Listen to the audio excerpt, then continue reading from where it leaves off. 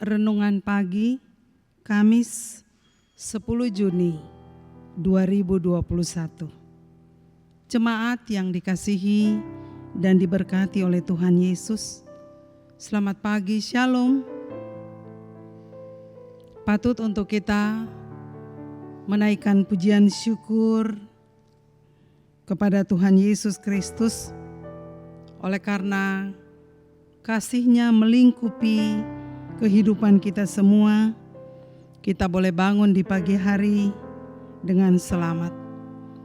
Dan saya mau mengajak jemaat untuk kita beri waktu sejenak ada dalam perenungan firman Tuhan. Mari kita berdoa. Terima kasih Tuhan untuk kehidupan yang Tuhan anugerahkan kepada kami. Di pagi hari ini kami boleh bangun dengan selamat. Dan sebelum kami melakukan berbagai kegiatan kami mau ada dalam perenungan firman Tuhan. Biarlah Roh Kudus menolong memampukan kami, supaya kebenaran firman Tuhan ini sungguh menjadi rema bagi kehidupan setiap kami. Terima kasih Bapa, di dalam nama Tuhan Yesus kami berdoa. Amin. Bapak Ibu Saudaraku yang dikasihi dan diberkati Tuhan, firman Tuhan yang saya pilih untuk kita renungkan bersama di pagi hari ini dari kitab Injil Matius pasal yang ke-8, ayatnya yang ke-25 dan ayatnya yang ke-26. Firman Tuhan, maka datanglah murid-muridnya membangunkan dia, katanya, Tuhan, tolonglah, kita binasa. Ia berkata kepada mereka, mengapa kamu takut, kamu yang kurang percaya? Lalu bangunlah Yesus menghadrik angin dan danau itu, maka danau itu menjadi teduh sekali. Demikianlah firman Tuhan bagi kita semua, dan tema kita, Tuhan tolonglah. Bapak Ibu Saudaraku yang dikasihi dan diberkati Tuhan Yesus Kristus, kata-kata Tuhan tolonglah adalah kata-kata yang sangat melekat pada diri kita semua, pada diri Bapak Ibu Saudara sekalian. Kata-kata ini biasanya kita ungkapkan di saat kita menghadapi situasi dan kondisi ketika kita ada dalam kesulitan, ketika kita ada di dalam bahaya, ketika kita ada di dalam penderitaan. Maka kata-kata Tuhan tolonglah itu selalu kita ungkapkan. Dan ketika kita mengatakan Tuhan tolonglah, maka sebetulnya hal ini mau menunjukkan bahwa kita sebagai manusia sangat lemah. Kita sebagai manusia sangat-sangat terbatas. Sebagai manusia kita sangat tidak berdaya.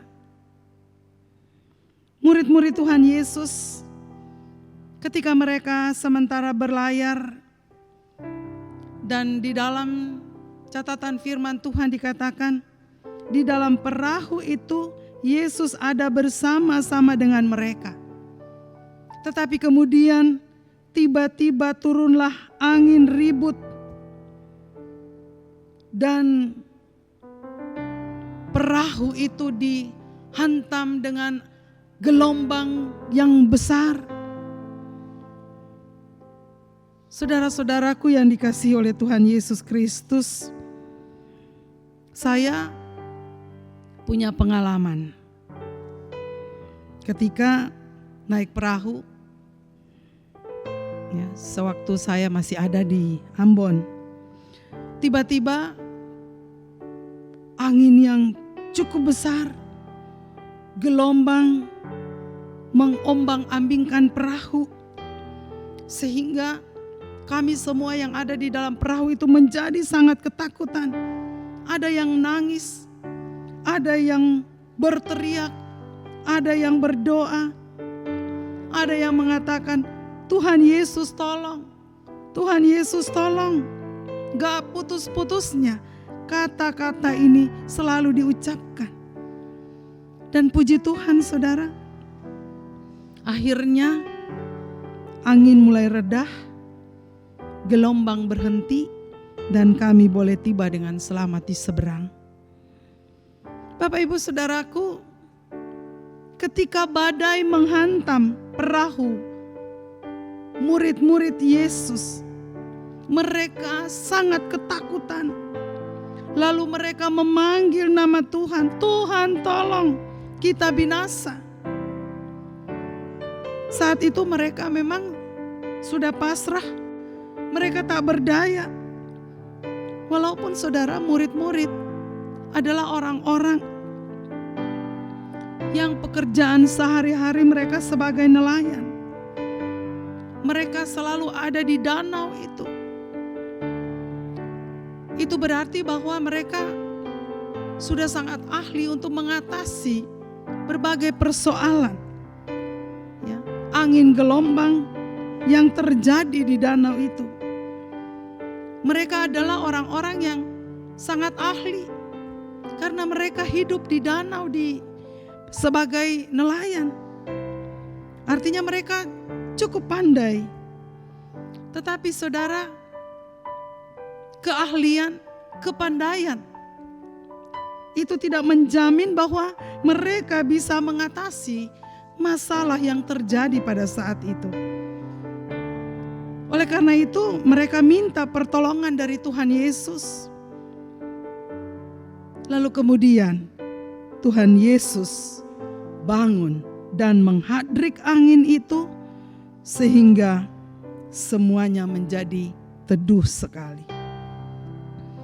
Bapak Ibu Saudaraku yang dikasihi Tuhan, dalam perjalanan kehidupan kita semua, terkadang kita menghadapi angin dan badai kehidupan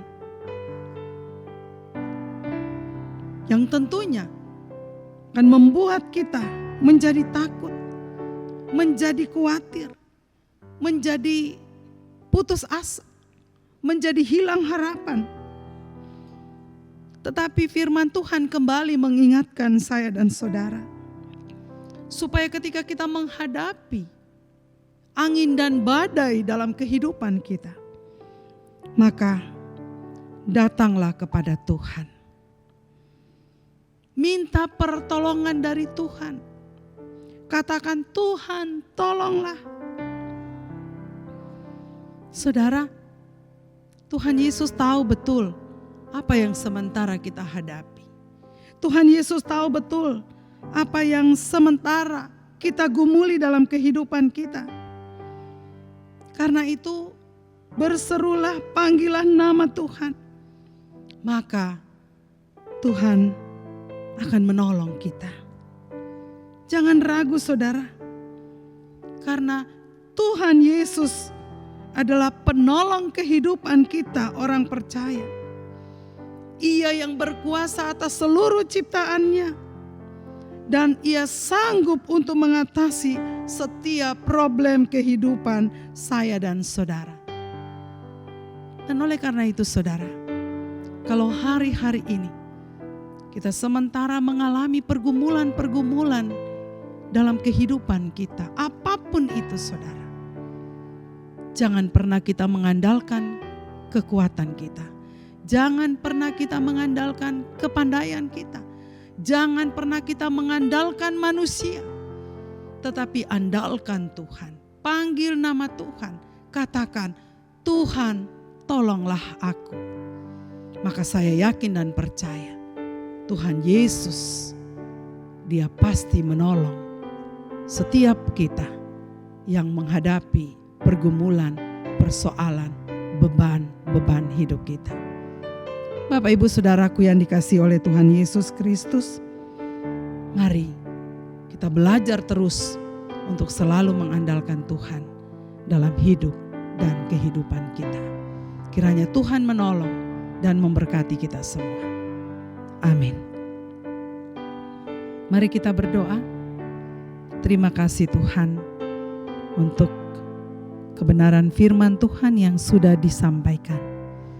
Biarlah kami semua diingatkan untuk tidak pernah mengandalkan kekuatan, kepandaian, tetapi biarlah kami selalu mengandalkan Tuhan. Ajarlah kami untuk selalu kami memanggil nama Tuhan, memohon pertolongan hanya kepada Tuhan. Karena Tuhan Yesus Kristus sanggup untuk menolong setiap kehidupan kami, anak-anak-Mu. Terima kasih Bapa di sorga, memberkati kehidupan kami di sepanjang hari ini dalam tugas dan tanggung jawab yang kami kerjakan. Dan kebenaran firman Tuhan menjadi pedoman bagi kami semua. Di dalam nama Tuhan Yesus Kristus, kami berdoa, bersyukur kepada Bapa di sorga. Amin.